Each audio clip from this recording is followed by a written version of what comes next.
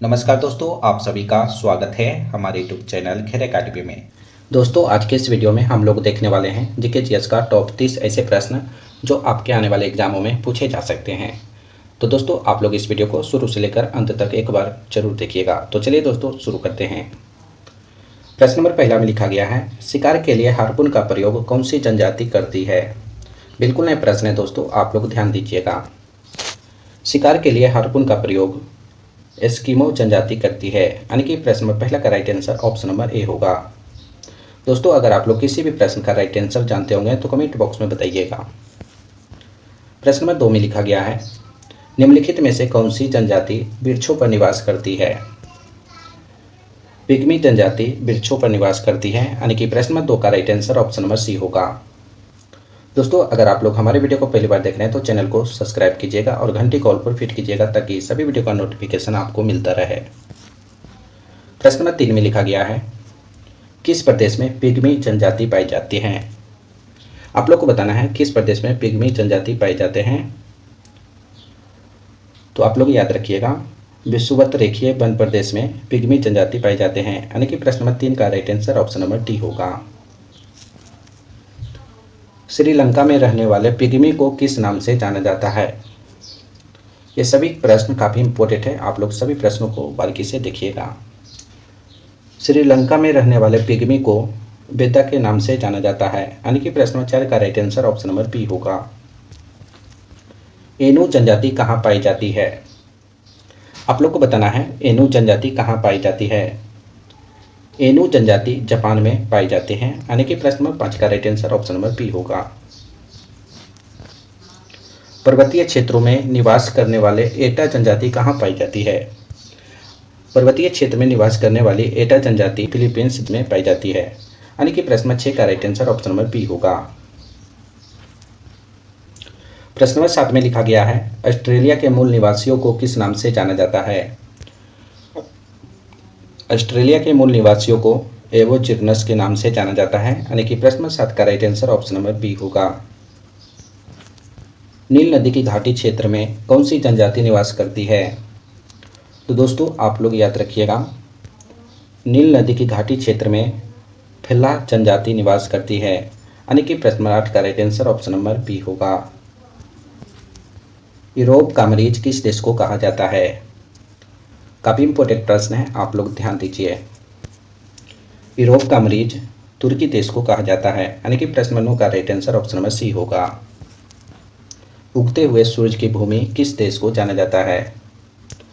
उगते हुए सूरज की भूमि जापान देश को जाना जाता है, यानी कि प्रश्न नंबर 10 का right answer option number C होगा। दोस्तों वीडियो पसंद आए तो एक लाइक जरूर कीजिएगा। पश्चिमी एशिया का स्विट्जरलैंड किसे कहा जाता है।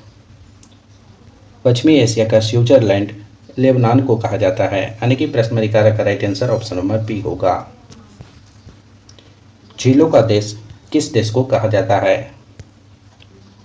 झीलों का देश फिनलैंड देश को कहा जाता है, यानी कि प्रश्न नंबर 12 का right answer option number B होगा। प्रश्न नंबर 13 में लिखा गया है, तड़ित झंझाओं का देश के नाम से किसे जाना जाता है। तड़ित झंझाओं का देश के नाम से भूटान को जाना जाता है, यानी कि प्रश्न नंबर 13 का right answer option number C होगा। राजीव गांधी राष्ट्रीय सद्भावना पुरस्कार सर्वप्रथम किसे मिला था। काफ़ी इंपॉर्टेंट प्रश्न है, आप लोग ध्यान दीजिएगा। राजीव गांधी राष्ट्रीय सद्भावना पुरस्कार सबसे पहले मदर टेरेसा को मिला था, यानी कि प्रश्न नंबर 14 का right answer option number A होगा। इसे आप लोग याद रखिएगा। प्रश्न नंबर 15 में लिखा गया है, महात्मा गांधी शांति पुरस्कार के तहत कितनी राशि प्रदान की जाती है। काफ़ी इंपॉर्टेंट प्रश्न है, आप लोग ध्यान दीजिएगा। महात्मा गांधी शांति पुरस्कार के तहत 1 करोड़ राशि प्रदान की जाती है, यानी कि प्रश्न नंबर 15 का right answer option number C होगा। प्रश्न नंबर 16 में लिखा गया है, अत्याचारों के खिलाफ आवाज उठाने एवं संघर्ष करने वाली साहसी महिलाओं को कौन सा पुरस्कार प्रदान किया जाता है। काफ़ी इंपॉर्टेंट प्रश्न है दोस्तों, आप लोग ध्यान दीजिए। अत्याचार के खिलाफ आवाज उठाने एवं संघर्ष करने वाली साहसी महिलाओं को निर्जा भनोट पुरस्कार दिया जाता है, यानी कि प्रश्न नंबर 16 का right answer option number A होगा। प्रश्न नंबर 17 में लिखा गया है, प्रतिवर्ष कितने नोबेल प्राइज पुरस्कार प्रदान किए जाते हैं। तो दोस्तों आप लोग याद रखिएगा, प्रतिवर्ष 6 नोबेल प्राइज पुरस्कार प्रदान किए जाते हैं। प्रश्न नंबर 17 का right answer option number D होगा। नोबेल पुरस्कार की स्थापना किस देश ने की थी? तो दोस्तों आप लोग याद रखिएगा, नोबेल पुरस्कार की स्थापना स्वीडन देश ने किया था, यानी कि प्रश्न नंबर 18 का right answer option number D होगा। प्रश्न नंबर 19 में लिखा गया है, नोबेल पुरस्कार कब आरंभ किए गए थे? तो दोस्तों आप लोग याद रखिएगा, नोबेल पुरस्कार 1901 ईस्वी से आरंभ किए गए थे, यानी कि प्रश्न 19 का right answer option number A होगा। प्रश्न नंबर 20 में लिखा गया है, भारत को प्रथम नोबेल पुरस्कार किस विषय के लिए दिया गया था? दोस्तों आपसे एक छोटा सा रिक्वेस्ट है, आप लोग अपने दोस्तों के पास इस वीडियो को ज़्यादा से ज़्यादा शेयर कीजिएगा, व्हाट्सएप, फेसबुक, इंस्टाग्राम इत्यादि पर। तो दोस्तों आप लोग ध्यान दीजिए, भारत को प्रथम नोबेल पुरस्कार साहित्य विषय के लिए दिया गया था, यानी कि प्रश्न नंबर 20 का right answer option number B होगा। बैकग्राउंड वॉइस के लिए माफी चाहता हूँ। सीवी रमन को नोबेल पुरस्कार कब मिला था?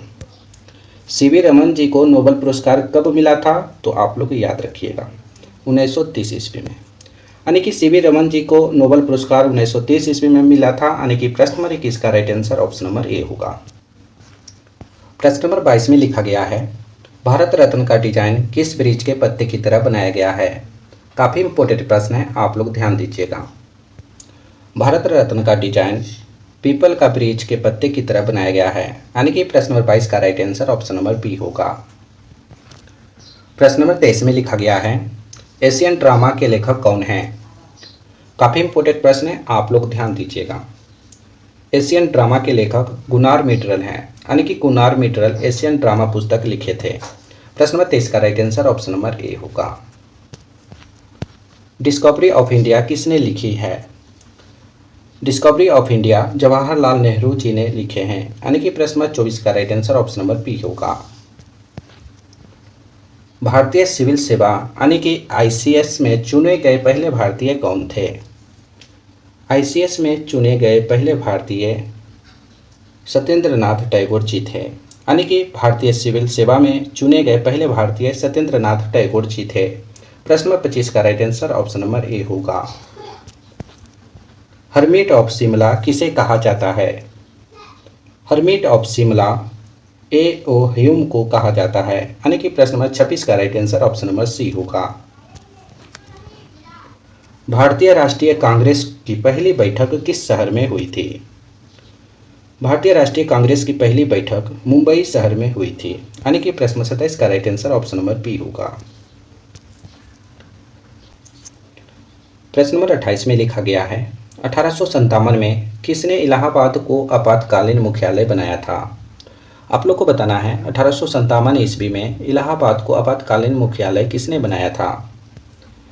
तो दोस्तों आप लोग याद रखिएगा, 1857 में इलाहाबाद को आपातकालीन मुख्यालय लॉर्ड कैनिंग ने बनाया था, यानी कि प्रश्न नंबर 28 का right answer option number A होगा। गडकरी विद्रोह 1844 ईस्वी में हुआ था, इसका केंद्र कहाँ था? काफ़ी इंपॉर्टेंट प्रश्न है, आप लोग ध्यान दीजिएगा। गडकरी विद्रोह 1844 ईस्वी में हुआ था, इसका केंद्र कोल्हापुर में था, यानी कि प्रश्न नंबर 29 का right answer option number B होगा। इस वीडियो का अंतिम प्रश्न है दोस्तों, आप लोग ध्यान दीजिएगा। 1857 के बरेली विद्रोह का नेता कौन था? 1857 के बरेली विद्रोह का नेता खान बहादुर था, यानी कि प्रश्न नंबर 30 का right answer option number A होगा। दोस्तों आज हमने आप सभी को टॉप 30 प्रश्न करवाए हैं जो जीके जीएस से लिया गया था। तो दोस्तों आप लोग 30 प्रश्न में से कितना सही कर पाए हैं, इसका सही जवाब कमेंट बॉक्स में बताइएगा। दोस्तों अभी तक हमारे चैनल को सब्सक्राइब नहीं किए तो चैनल को सब्सक्राइब कीजिए और घंटी कॉल पर फिट कीजिएगा ताकि सभी वीडियो का नोटिफिकेशन आपको मिलता रहे। इस वीडियो में एक लाइक करके इसे अपने दोस्तों के पास ज़्यादा से ज़्यादा शेयर कीजिएगा, व्हाट्सएप, फेसबुक, इंस्टाग्राम इत्यादि पर। तो फिर अगले वीडियो में मिलेंगे दोस्तों, जब तक आप लोग बने रहिए।